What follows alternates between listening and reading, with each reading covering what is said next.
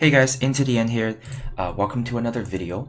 This time I'm going to play with a more competitive deck, uh, and it's going to be based off of Tavrod, the Auric Broker. I think that card is possibly the most powerful legendary in the entire game.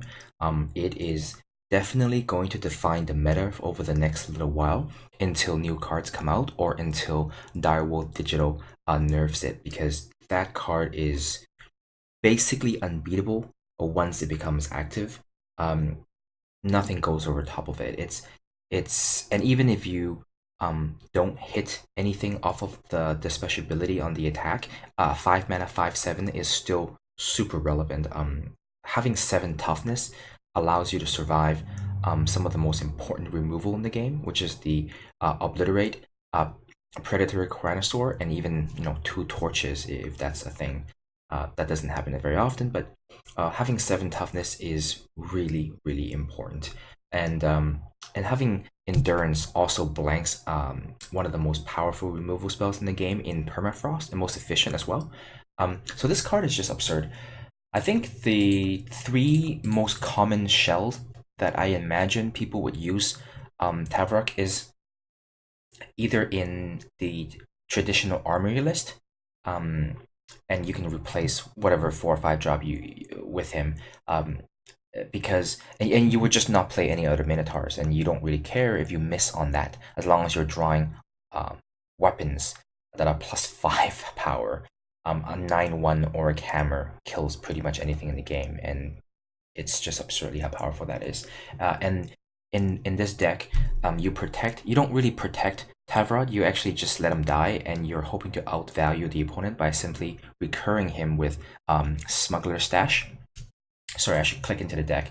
And you simply recur him with Smuggler Stash, and basically when you recur him enough times, your opponent is going to run out of removal. And because he also blanks a lot of removal, your opponent is likely not going to have that many answers in their deck to deal with him, like 4 and then 4 more times, 8 times. So this is certainly not an optimized list. I've just built it and played a couple of games. It felt okay, but I think there's a lot of tweaking that can be done to make this deck better. And I'm not ready to showcase this deck yet because I don't think I have the best version. Another way you can use the Orc Breaker is Broker is the way I did it was I used basically the old Argenport Oathbook aggro deck, and I basically just removed the Impending Dooms for Tavrod. And I started to mess around with the deck a little bit, changing around some of the units in it, changing around some of the weapons. And the idea is you're not going to play very many Minotaurs and you're going to miss on that part of his ability, but you will hit the weapons part of his ability. And the idea is you protect him by simply playing other early game aggressive threads that's going to exhaust all of your opponent's removal spells. In this particular deck, I took a slight twist in the theme by putting in a lot of Aegis units, and I'm hoping that with every Aegis units, once the Paladin Oathbook is in play and with a weapon on it, your opponent is forced to answer or he's gonna lose even before Tavrod hits the play. And because every unit you have has Aegis, your opponent's going to have to spend 2 spells to remove every one. So by the time you hit 5 mana and play Tavrod, I'm just hoping that your opponent will be completely out of removal at this point, and then you just take over the game with him. Also, the Aegis units are relatively small on their own, so you get a lot of benefit by getting a weapon for them using Tavrod. And then I have some Auric Hammers, because Auric Hammers with +5 that are just incredibly powerful. Throne Wardens to kind of add to the Aegis theme. And then I have some Minotaur Lighthoofs in this deck because I find that unless you have your weapons and stuff built on a very big Bartholo, they can always block. And sometimes they can chump block for a very long time.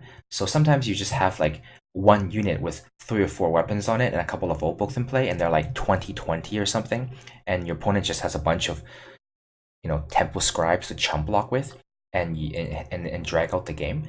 So with a Minotaur Lighthoof, sometimes you can just give one single unit unblockable and win the game on that turn. So it's quite effective. This deck is okay. I think this is a work in progress. I think it can be better. This is not an optimized list, But the deck that I'm really happy with so far, and I'm having the most fun with, is the basically Minotaur theme deck.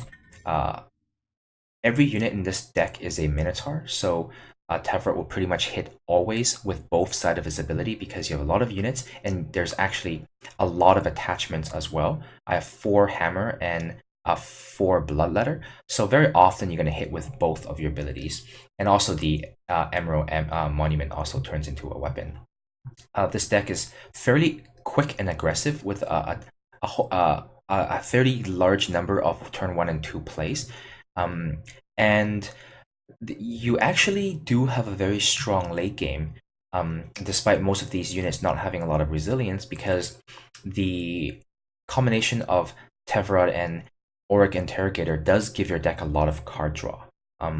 This card, I think, on its own in most decks, it's not very good. You just can't jam it into any kind of black aggressive deck and expect it to work. You do need a deck that's built for it, and I think you need something like this. Any deck that you play that you want to focus on getting value out of Tavrod, however you pronounce his name, you're going to be incentivized to play a lot of weapons. So naturally, you have a way to pump him up. This deck is pretty aggressive, so your opponent is going to be heavily pressured throughout the game, and he's not going to be able to. I don't think he'll be able to save his removal spells for Tavrod when he comes to play, because there's a lot of other threats before him that are quite powerful and that they need to deal with. You know, an Interrogator with a weapon on it, he pretty much has to kill it, or you draw an extra card every turn. Even an Auric Bully with a Bloodletter is very strong, backed up with a Minotaur Oathkeeper. I have 2 copies to protect, and I find that to be a good number to protect your key. You pretty much only need to protect the Interrogator and the Auric Broker. Most of the other units can die. You also get some passive card advantage by your revenge units dying and coming back. So the Vigilante is quite good for that, and the Relentless Gorehorn is actually a very powerful card in this particular aggressive deck. A lot of your early game Minotaurs actually have pretty good power. I mean, the Vigilante will have it after a couple of attacks. And then even the Minotaur Lighthoof is a 4/4. So when you play the Relentless Gorehorn, a lot of your units have a pretty decent size attack, and you can actually punch through a lot of defenses, especially with a couple of Finest Hours tricks to back up. The deck is very well positioned right now against other decks running a Tavrod, because you have 4 copies of Vanquish and 4 copies of Slay, all of which can hit the Auric Broker. So that gives you 8 out to it. So I think this deck is very well positioned because it has access to the most effective. In fact, I think every deck now pretty much has to have green or black in order to kill the Auric Broker. Because red can't do it. You Obliterate won't do it. Time can't do it. Your only removal spell list is the Predatory Cranosaur, and it's a 6/6, unless you have an Obelisk in play. And a blue just can't do it because all you have is Permafrost. So you can use Polymorph. So blue is another one that has an out.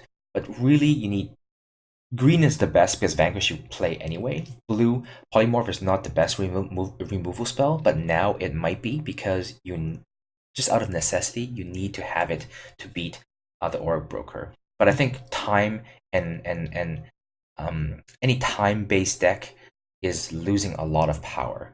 And also Praxis-based decks are going to be losing a lot of power. I fought a lot of Praxis decks today, and every single one of them has been incredibly easy to beat. So anyway, this is the current version of the deck. I don't think I need to go through every card to explain it. A lot of the inclusion of a lot of these cards are included in the deck. I think it's pretty obvious why they're there. They're just the best Minotaurs I can find in the slots. Auric Bully isn't a very good card. I think I put it there because it's a necessary evil. I just need enough turn 1 and 2 plays to curve out into, I would like to be ideally turn 1, turn 2, turn 3, turn 4, turn 5, kind of like that. So it's a necessary evil, which is why I'm only running 3 copies instead of the full set of 4. I'm running full sets of weapons because I think 8 is the minimum you need for to support the second ability of Tavrod and the and also to help the Auric Instigator. Interrogator, and 2 copies of Copperhall Bailiff. This card is not as aggressive as any as the other Minotaurs, so this is more of a defensive card. So I'm not a huge fan of it, but when you're racing and when you are kind of in a bit of this, because there's no evasive creatures here, so a lot of times you're just attacking into your opponent's units and you're basically just doing combat. And having 2 of these in play, playing one of these in the mid game when the board is clocked with a lot of units, it does offer a lot of value. Your opponent has 6 units in play. You're reducing 6 power worth of stats, which is pretty relevant.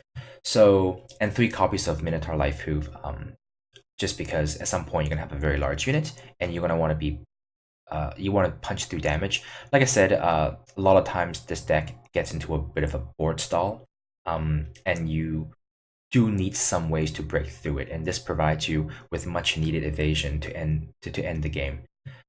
Anyway, so this is the deck. This deck has been doing very well.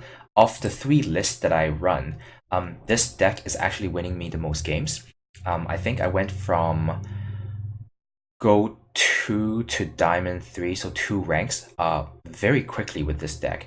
Whereas I think I stumbled quite a bit between my Oath deck and my Armory deck, between Gold 1 and 2, back and forth for a while. And then I switched over to this and I won a lot of games. But I do believe the new Armory, is going to be very good. I think that might end up being the best home for Tavrod the Auric Broker in the long run. But I think people will need a little bit more time to fine tune, because this is Armory is more of a little bit more of a mid range to control deck, and control decks need more time to fine tune because you need to find the right answers for the meta game. Whereas aggressive decks is pretty linear. You just need to be aggressive, so you don't care too much about what your opponent is doing. You only have to worry about 1 or 2 key cards from their deck. Alright, so I think that's it for the deck tech. I'm going to record some gameplay videos now, so thanks for watching.